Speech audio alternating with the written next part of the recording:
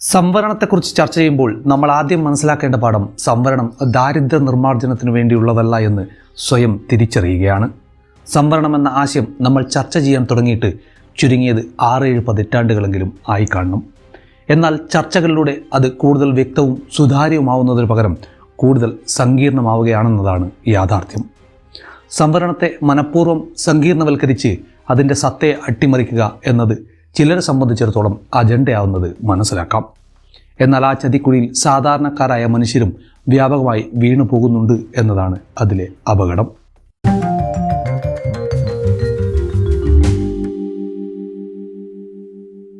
അപ്പോൾ എല്ലാവർക്കും സ്വാഗതം.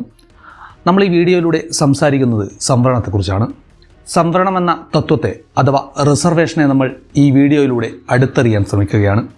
സംവരണം എന്ന വിഷയം തിരഞ്ഞെടുക്കാൻ കാരണം സംവരണവുമായി ബന്ധപ്പെട്ട ഒരുപാട് അബദ്ധധാരണകൾ നമ്മുടെ ചുറ്റിലുമുണ്ട്. നമ്മളിൽ ചിലരെങ്കിലും അത്തരം തെറ്റിദ്ധാരണകളിലൂടെ രൂപപ്പെട്ട ചിന്തകളിലൂടെ സംവരണത്തെ നോക്കിക്കാണുന്നുണ്ട് എന്നതാണ് സത്യം. ഈ വീഡിയോ നിങ്ങളുടെ ഒരാളുടെയെങ്കിലും അത്തരം സംശയങ്ങളെ അഥവാ ധാരണകളെ നേർവഴിക്ക് നയിക്കാൻ സഹായിച്ചേക്കാം. സംവരണത്തെക്കുറിച്ചാണ് നമ്മൾ പറഞ്ഞു വന്നത്.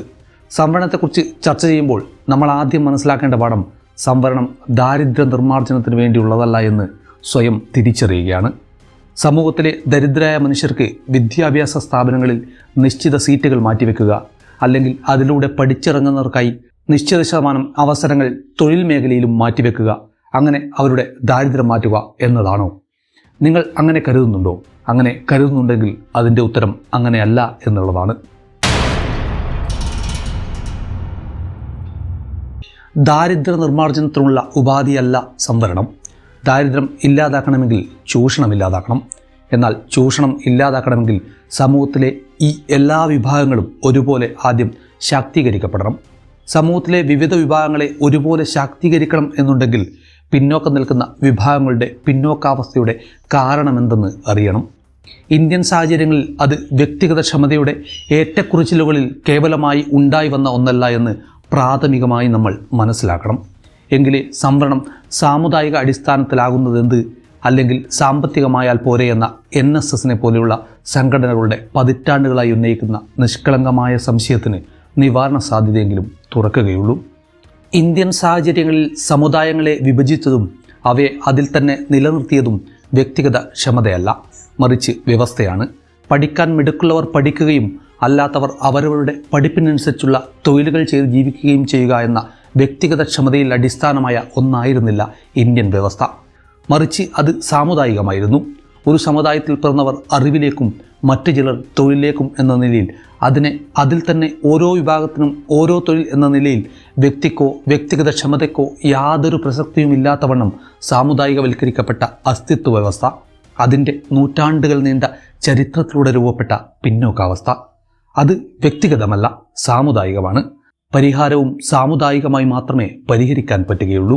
ഈ ലളിതമായ വസ്തുത വിദഗ്ധമായി സങ്കീർണവൽക്കരിക്കുകയാണ് സാമ്പത്തിക സംവരണവാദം. നമ്മൾ മലയാളികളാണ്, ഈ വീഡിയോയും മലയാളത്തിലാണ്. സംവരണം ഒരു സംസ്ഥാനത്തിന് വേണ്ടി മാത്രമുള്ളതല്ല. സംസ്ഥാനങ്ങൾക്ക് വേണ്ടി മാത്രമായി സംവരണ തത്വങ്ങളിൽ മാറ്റം വരുത്തുകയും സാധ്യമല്ല. നമ്മുടെ രാജ്യത്തെ ഏതെങ്കിലും ഒരു സംസ്ഥാനം മറ്റ് സംസ്ഥാനങ്ങളെ അപേക്ഷിച്ച് അടിസ്ഥാന വികസനത്തിലും മറ്റ് കാര്യങ്ങളിലുമൊക്കെ എത്രയധികം മുന്നോട്ട് പോയിട്ടുണ്ട് എങ്കിലും സംവരണം പോലുള്ള നിയമങ്ങൾ ആ സംസ്ഥാനങ്ങളുടെ മാത്രം സാഹചര്യമനുസരിച്ച് മാറ്റുക എന്നത് അസാധ്യമാണ്. ഞാൻ പറഞ്ഞു വരുന്നത് സംവരണം എന്ന തത്വത്തെ കേരളത്തിൻ്റെ ക്യാൻവാസിലൂടെ, ആ കണ്ണടയിലൂടെ നമ്മൾ ആരെങ്കിലും നോക്കിക്കാണുന്നുണ്ടെങ്കിൽ ആദ്യമേ പറയട്ടെ, അത് തീർത്തും അബദ്ധമായ കാഴ്ചപ്പാടാണ്. കേരളം നമ്മുടെ രാജ്യത്തിൻ്റെ സാമൂഹിക സാഹചര്യങ്ങളുടെ പരിച്ഛേദം അല്ല എന്ന് നാം ആദ്യം തിരിച്ചറിയേണ്ടതുണ്ട്. അതോടൊപ്പം തന്നെ നമ്മൾ തിരിച്ചറിയേണ്ട ഒരു പ്രധാനപ്പെട്ട കാര്യം, നമ്മൾ മലയാളികൾ ഇപ്പോഴും ജാതീയമായ അസമത്വങ്ങളിൽ നിന്നും മുഴുവനായി പുറത്തു കടന്നിട്ടില്ലാത്ത ഒരു സമൂഹമാണെന്ന് തിരിച്ചറിയുക എന്നുള്ളതാണ്. സാമൂഹിക പുരോഗതിയിൽ പല കാര്യങ്ങളിലും ഇന്ത്യയിലെ മറ്റ് സംസ്ഥാനങ്ങളെ അപേക്ഷിച്ച് നമ്മൾ മുന്നോട്ട് പോയി എന്നത് വാസ്തവമാണെങ്കിലും ജാതീയമായ അസമത്വം ഈ സമൂഹത്തിൽ തളം കെട്ടിക്കിടക്കുന്നത് നമുക്ക് കാണാം. ദളിതരും പട്ടികജാതിക്കാരും ഇപ്പോഴും സമൂഹത്തിൻ്റെ മുഖ്യധാരയിൽ പടിക്ക് പുറത്തു തന്നെയാണ്. അവകാശങ്ങളുടെയും അധികാരങ്ങളുടെയും വാതിലുകൾ അവർക്ക് മുന്നിൽ ഇപ്പോഴും തുറക്കാതെ തന്നെ കിടക്കുന്നുണ്ട്. സാമ്പത്തിക സംവരണം അഭിസംബോധന ചെയ്യുന്നത് ദാരിദ്ര്യം എന്ന അവസ്ഥയാണ്. ഒപ്പം അത് പിന്നോക്കാവസ്ഥയെ ദാരിദ്ര്യത്തിൻ്റെ പല പര്യായങ്ങളിലൊന്നായി ചുരുക്കുകയും ചെയ്യുന്നു. എന്നാൽ ഇന്ത്യൻ സാഹചര്യങ്ങളിൽ പിന്നോക്കാവസ്ഥ എന്നത് ദാരിദ്ര്യം കൊണ്ട് മാത്രം ഉണ്ടാകുന്നതല്ല. അങ്ങനെയെങ്കിൽ ദരിദ്രർ എല്ലാവരും പിന്നോക്കക്കാരാകണമെന്നില്ലല്ലോ. അപ്പോൾ പിന്നെ ദാരിദ്ര്യവും പിന്നോക്കാവസ്ഥയും പര്യായമാകുന്നത് പോലെ സാമ്പത്തിക സംവരണവും സാമൂഹിക സംവരണവും സാമുദായിക സംവരണവും ഒന്നാകുന്നു. പിന്നെ എന്തിനാണ് വേവലാതി? എന്നാൽ ഈ പറയുന്ന വിശപ്പ് പോലും അങ്ങനെ സാമാന്യവൽക്കരിക്കപ്പെടാനാവുന്നതല്ല എന്നതാണ് സത്യം.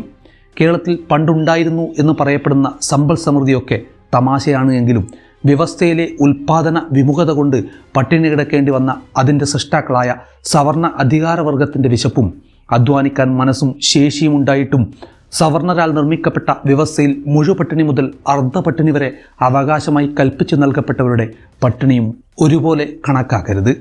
50 ആണ്ടുകൾക്ക് ശേഷം ക്രമേണ മാറാൻ തുടങ്ങിയ 90കളോടെ അടിമുടി മാറിയ വർത്തമാന സാമൂഹിക സാഹചര്യത്തിൽ നിന്നുകൊണ്ട് ഈ ചരിത്രത്തെ സൗകര്യപൂർവ്വം തമസ്കരിച്ചുകൊണ്ടാണ് എല്ലാ ദരിദ്രരും ഒരുപോലെയല്ലേ, അപ്പോൾ എല്ലാവർക്കും കൊടുത്തുകൂടെ സംവരണം എന്ന സാമ്പത്തിക സംവരണവാദികളുടെ നിഷ്കളങ്കമായ മാനവികത മുന്നോട്ട് വെക്കപ്പെടുന്നത്. സംവരണത്തിൻ്റെ കാര്യം വരുമ്പോൾ മാത്രം പലരും എഫിഷ്യൻസിയുടെ കാര്യമോർത്ത് ദുഃഖിക്കുന്നത് പരിഹാസ്യമാണ്. അനേകം സ്വകാര്യ കോളേജുകളിൽ നിന്ന് MBBSഉം എഞ്ചിനീയറിംഗ് പഠിച്ചിറങ്ങുന്നവരെക്കുറിച്ച് ആരും അങ്ങനെ ഒരു വാദമുയർത്തി കാണാറില്ല. ആവശ്യമായ പരിശീലനം നൽകിയാൽ മിക്കവാറും എല്ലാവർക്കും ചെയ്യാൻ കഴിയുന്നതാണ് ആധുനിക സമൂഹത്തിലെ തൊഴിലുകൾ. കൂടാതെ ഒരു സമൂഹത്തിലെ എല്ലാ ജനവിഭാഗങ്ങളുടെയും ഉയർച്ചയ്ക്കും താഴ്ചയ്ക്കും ഉത്തരവാദി ആ സമൂഹം തന്നെയാണ്. ആ സമൂഹത്തിൽ എല്ലാ വിഭാഗങ്ങൾക്കും പ്രാതിനിധ്യം നൽകുന്നത് എഫിഷ്യൻസി കുറക്കാൻ ഇടയാക്കുന്നുണ്ട് എങ്കിൽ അത് സഹിക്കാൻ കൂടി ആ സമൂഹം ബാധ്യസ്ഥമാണ്. അടിസ്ഥാനപരമായി സാമൂഹിക വിവേചനം അവസാനിക്കപ്പെടുകയും സമൂഹത്തിലെ എല്ലാ വിഭാഗങ്ങളുടെയും ജനസംഖ്യാനുപാതികമായ പ്രാതിനിധ്യം സമസ്ത മേഖലകളിലും ഉറപ്പിക്കുകയും ചെയ്യുക എന്നതാണ് സംവരണത്തിൻ്റെ അടിസ്ഥാനം. അല്ലാതെ ഒരു വ്യക്തിയുടെ സാമ്പത്തിക സ്ഥിതിയുമായി സംവരണത്തിന് നേരിട്ട് യാതൊരു ബന്ധവുമില്ല. ഉദാഹരണമായി സ്ത്രീകൾക്ക് സംവരണം നൽകുന്നതും സാമ്പത്തിക സ്ഥിതി കുറഞ്ഞവർക്ക് സംവരണം നൽകുന്നതും തികച്ചും വ്യത്യസ്തമായ 2 കാര്യങ്ങളാണ്. സാമ്പത്തിക സ്ഥിതി കുറഞ്ഞവർക്ക് സംവരണം നൽകുക വഴി സ്ത്രീകളുടെ പ്രാതിനിധ്യം വർദ്ധിപ്പിക്കാൻ കഴിയില്ല എന്നതുപോലെ തന്നെ സാമ്പത്തിക സ്ഥിതി കുറഞ്ഞവർക്ക് സംവരണം നൽകുക വഴി പിന്നോക്ക വിഭാഗത്തിൻ്റെ പ്രാതിനിധ്യം വർദ്ധിപ്പിക്കാൻ കഴിയുകയില്ല. അപ്പോൾ ഇത്രയും കാര്യങ്ങളാണ് ഈ വീഡിയോയിലൂടെ പറഞ്ഞു വെക്കാൻ ആഗ്രഹിക്കുന്നത്. കുറേ കാര്യങ്ങളൊക്കെ മനസ്സിലായിട്ടുണ്ടാവാം എന്ന് കരുതുന്നു. ചർച്ചകളും സംവാദങ്ങളും ആരോഗ്യപരമായി ഇനിയും മുന്നോട്ട് സഞ്ചരിക്കട്ടെ. ചാനൽ സബ്സ്ക്രൈബ് ചെയ്യാൻ ബാക്കിയുള്ളവരെല്ലാവരും ഇഷ്ടപ്പെടുന്നുവെങ്കിൽ തീർച്ചയായും സബ്സ്ക്രൈബ് ചെയ്യുക. കൂടെ ബെൽ ബട്ടൺ കൂടി അമർത്തുക. പുതിയ വീഡിയോകളെല്ലാം തന്നെ നോട്ടിഫിക്കേഷനായി നിങ്ങൾക്ക് ലഭിക്കുന്നതാണ്.